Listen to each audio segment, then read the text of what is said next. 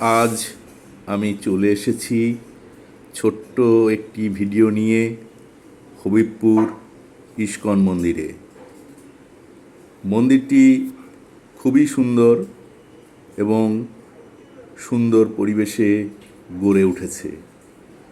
আজ এই মন্দিরটা আপনাদের ঘুরে দেখাবো। যদিও মন্দিরটির চারধারে এখনও নির্মাণ কাজ চলছে।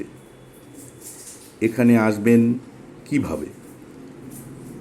শিয়ালদার দিক থেকে যদি আসেন তাহলে শান্তিপুর লোকালে হবিবপুর স্টেশনে চলে আসুন। সময় লাগবে প্রায় 2 ঘন্টা। নৈহাটি থেকে প্রায় 1 ঘন্টা সময় লাগে। হবিবপুর স্টেশন থেকে নেমে টোটোতে 15 টাকা ভাড়ায় 5 থেকে 6 মিনিট সময় লাগবে এই মন্দিরে আসতে। এখানে মহাপ্রসাদ পাওয়া যায়।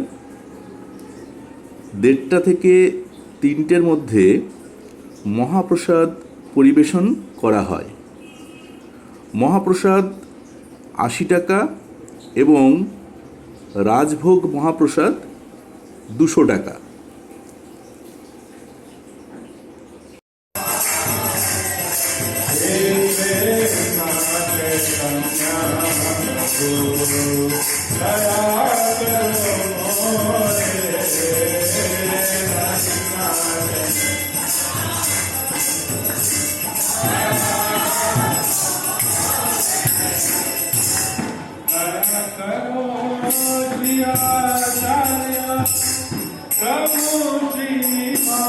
রাজভোগ মহাপ্রসাদের পার্সেলের ব্যবস্থা আছে।